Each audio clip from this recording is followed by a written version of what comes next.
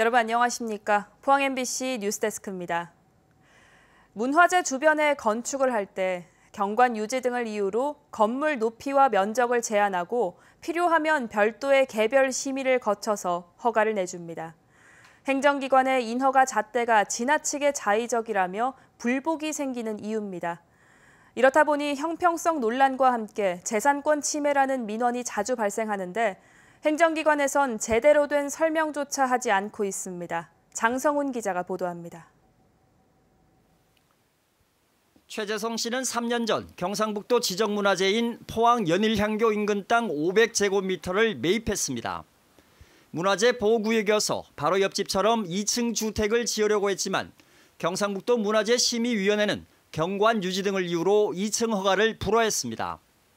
문화재 주변의 건축을 제한하는 이른바 문화재 현상 변경 허용 기준에 따라 같은 1구역인 옆집처럼 개별 심의를 받은 결과입니다. 최 씨는 똑같은 조건인데 왜 누구는 되고 누구는 안 되는지 납득하기 힘들다는 입장입니다. 주택 건설도 우선이지만 저희가 향교하고 올리는 어떤 다원하고 도자기 판매점을 하려고 그러거든요. 근데 그런 상황이 과연 문화재에서 득이 됐으면 됐지 실이 되지는 저는 안 된다고 생각을 합니다.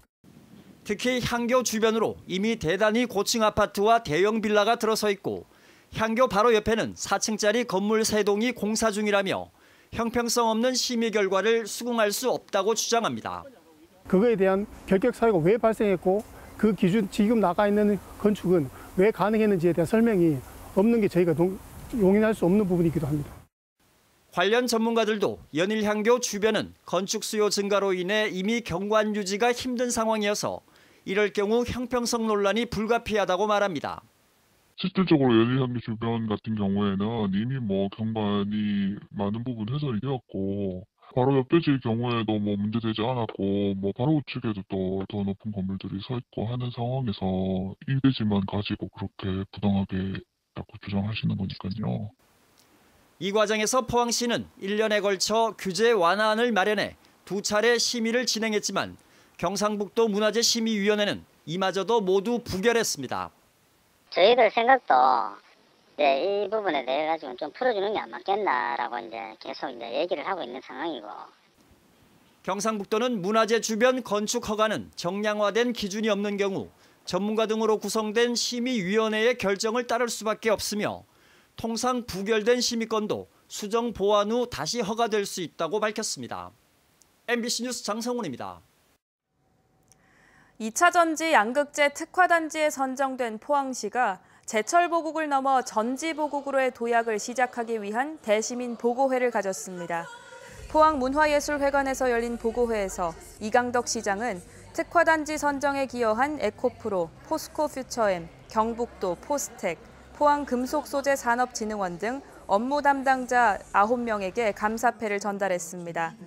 포항시는 2030년까지 양극재 생산 100만 톤, 2차 전지 소재 전체 매출액 100조 원, 고용 창출 15,000명을 목표로 초격차 기술 개발과 전문 인력 양성을 지원하기로 했습니다.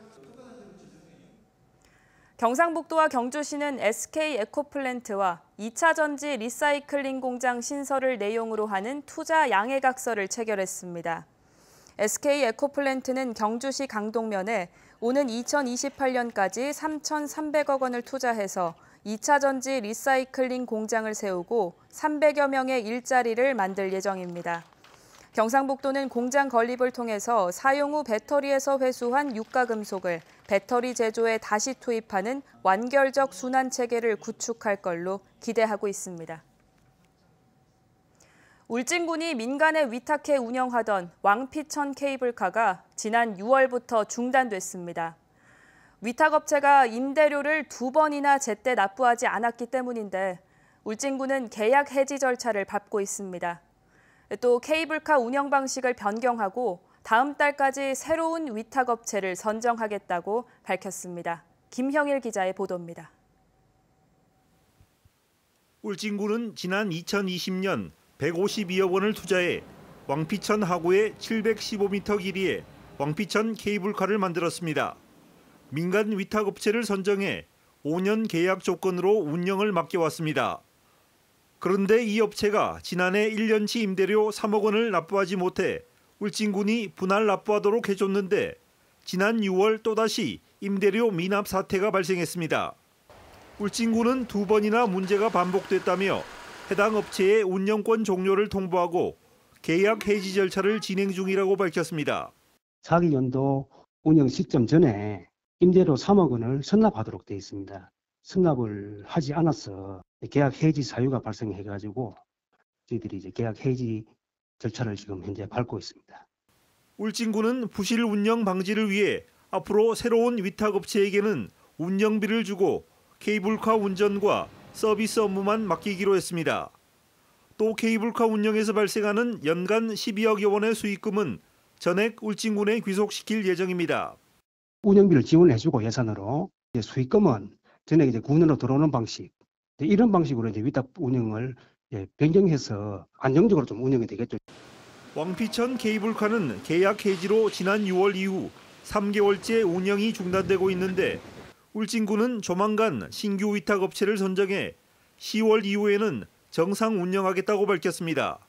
MBC 뉴스 김형일입니다. 포스코 지주사 포항이전 범대위는 오늘 포항시청에서 기자회견을 열고 포스코홀딩스의 성남시 부지 매입 계획 철회를 촉구했습니다.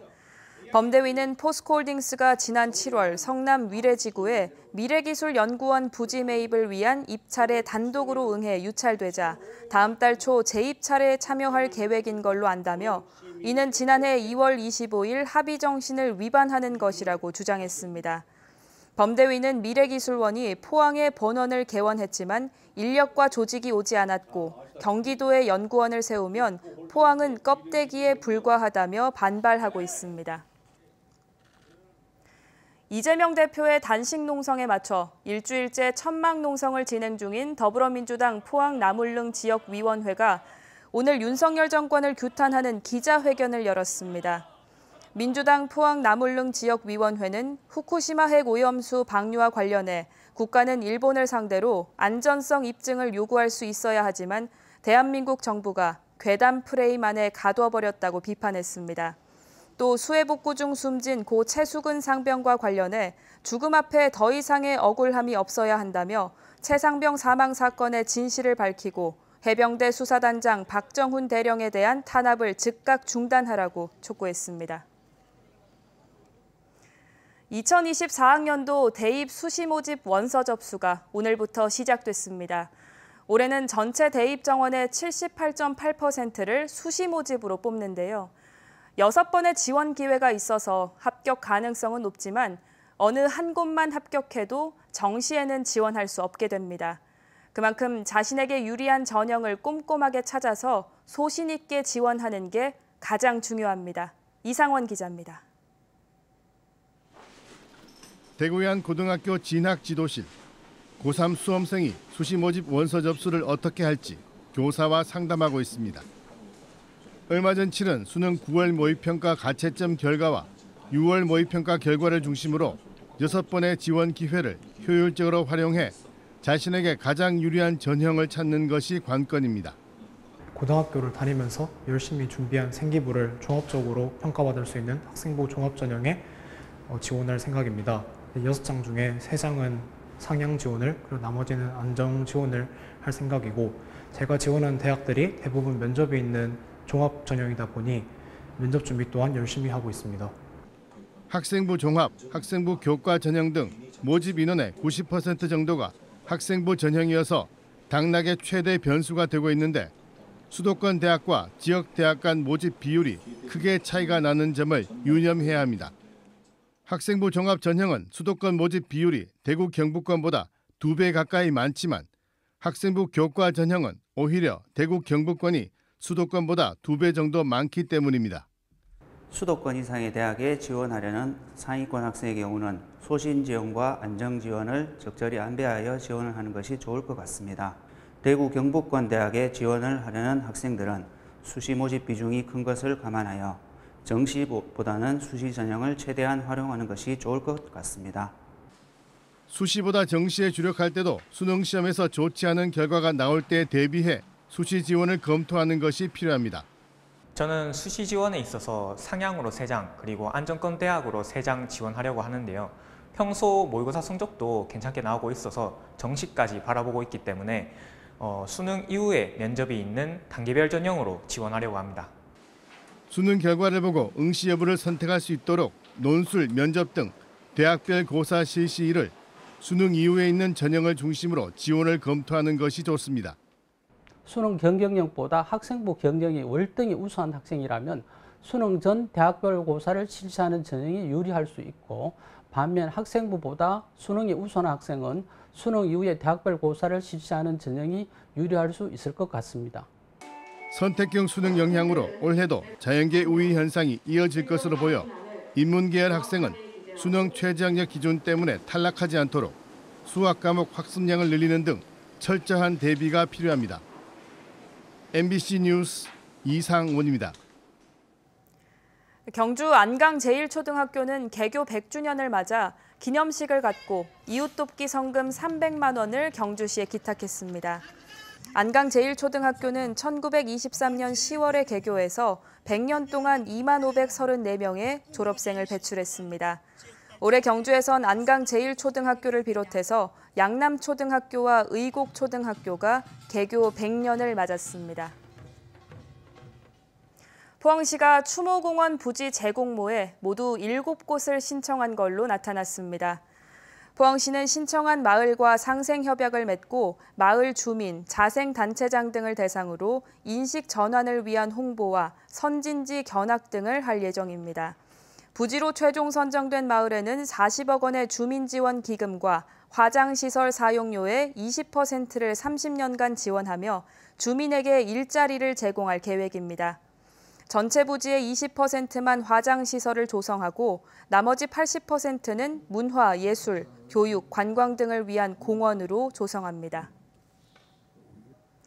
오늘 오후 5시 40분쯤 부산 포항고속도로 경주 외동휴게소 인근을 달리던 트레일러에서 화재가 났습니다. 화재를 인지한 운전자는 갓길에 차량을 세우고 차량 헤드를 분리하고 대피해서 다행히 인명피해는 발생하지 않았습니다. 경북교육청과 경상북도 마약퇴치운동본부가 학교 내 마약류 및 약물 오남용 예방교육 활성화를 위해서 협력하기로 했습니다. 두 기관은 오늘 학생과 교직원 대상 약물 예방 교육과 학생 마약류 오남용 인식 개선 등을 골자로 한 업무 협약을 체결했습니다. 이들 기관은 약물 예방 교육 사업 기획과 네트워크를 형성하고 공동 사업을 추진하기로 했습니다.